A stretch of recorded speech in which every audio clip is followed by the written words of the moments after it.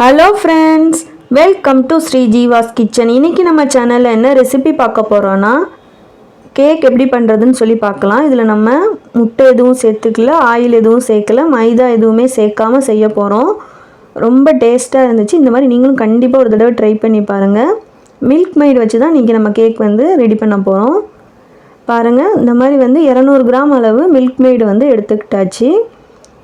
இதை நம்ம ஒரு அகலமான பாத்திரத்தில் சேர்த்துக்க போகிறோம். இது 200 கிராம் கரெக்டாக இருக்கும். அந்த மில்க் மெய்டோட நமக்கு பாக்ஸ்லேயே இந்த கேக்கோட ரெசிபி இருந்தது. சரி செஞ்சு பார்க்கலாம் அப்படின்னு சொல்லிட்டு தான் ட்ரை பண்ணேன். ரொம்ப சூப்பராக வந்துருந்துச்சு. பட்டர் 50 கிராம் அளவு சேர்த்துக்க சொன்னாங்க. நான் இன்றைக்கி 50 கிராம் அளவு பட்டரை டபுள் பாயிலிங் மெத்தடில் ஹீட் பண்ணிவிட்டு உள்ளே சேர்த்துக்கிட்டேன். பாருங்கள், இப்போ நம்ம இதை ஹீட் பண்ணி எடுத்துக்க போகிறோம். மில்க் மெய்டை ஒரு தடவை கலந்து விட்டு எடுத்துக்கோங்க. ஏன்னா அடியில் லைட்டாக கட்டி கட்டியாக நின்ன மணிக்கு இருந்துச்சு. இப்போது நமக்கு பட்டர் மெல்ட் ஆயிடுச்சு. நான் இன்றைக்கி 50 கிராம் அளவு பட்டர் சேர்த்துருந்தேன். அதில் இந்த அளவு தான் சொல்லியிருந்தாங்க.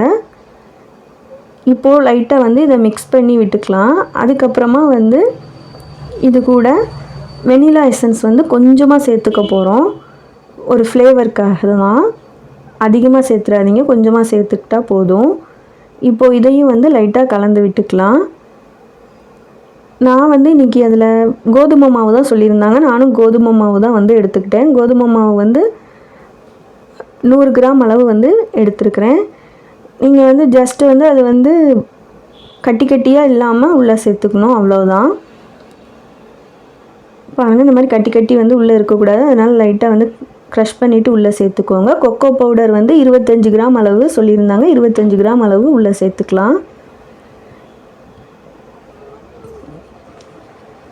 பாருங்கள், இப்போது நமக்கு மாவும் சேர்த்தாச்சு, கொக்கோ பவுடரும் சேர்த்தாச்சு. அதுக்கப்புறமா கொஞ்சமாக பேக்கிங் சோடா சேர்த்துக்கலாம். அதுக்கப்புறமா கொஞ்சமாக பேக்கிங் பவுடரும் சேர்த்துக்க போகிறோம். இப்போது நம்ம எல்லா இன்க்ரீடியண்ட்டும் சேர்த்தாச்சு. இப்போ இதை நல்லா மிக்ஸ் பண்ணி விட்டு எடுத்துக்கலாம். கொஞ்சம் கொஞ்சமாக ரொம்ப வேகமாக மிக்ஸ் பண்ணாமல் லைட்டாக கிளறி விட்டு எடுத்துக்கோங்க. ஃபஸ்ட்டு இதை நல்லா எல்லா பக்கமும் ஈவனாக கிளறி விட்டதுக்கப்புறமா இது கூட தண்ணி சேர்த்துக்க போகிறோம். தண்ணி 75லேருந்து 100 ml மட்டும் சேர்த்துக்க போகிறோம். அதுலேயே நமக்கு மில்க் மெய்ட் பாக்ஸுக்கு பின்னாடியே இந்த ரெசிபியோட அளவு எல்லாமே கொடுத்துருக்காங்க. நீங்கள் வேணால் அதுலேயும் செக் பண்ணிக்கோங்க. தண்ணியை நான் கொஞ்சம் கொஞ்சமாக சேர்த்து கிளறி விட்டு எடுத்துக்க போகிறேன். பாருங்கள், இந்த மாதிரி கொஞ்சம் கொஞ்சமாக சேர்த்து கிளறிக்கோங்க. நமக்கு இப்போது கேக்கோட மிக்ஸ் நல்லா ரெடி ஆயிடுச்சு. இப்போ இதை நான் இன்றைக்கி ஓவனில் தான் செய்ய போகிறேன். நீங்கள் குக்கர்லேயும் கூட செய்யலாம். அடியில் ஒரு கனமான குக்கரில் நீங்கள் ஒரு கேக் டீனில் கொட்டி வச்சு ஒரு 45 மினிட்ஸ் விட்டிங்கன்னா சூப்பராக ரெடி ஆயிரும். நான் இன்றைக்கி ஓவனில் தான் ரெடி பண்ணேன். இப்போது மாவு நல்லா மிக்ஸ் பண்ணி எடுத்ததுக்கப்புறமா இப்போது கேக் டீனில் லைட்டாக பட்டரை தடவிட்டு இப்போது நம்ம ரெடி பண்ணி வச்சுருக்கிற மாவை உள்ளே சேர்த்துக்க போகிறோம். இது கொஞ்சம் நமக்கு மாவு தண்ணியாக இல்லாமல் கொஞ்சம் ரொம்ப நார்மல் நம்ம கேக் செய்வோம்ல, அதை விட லைட்டாக திக்காக தான் இருந்துச்சு.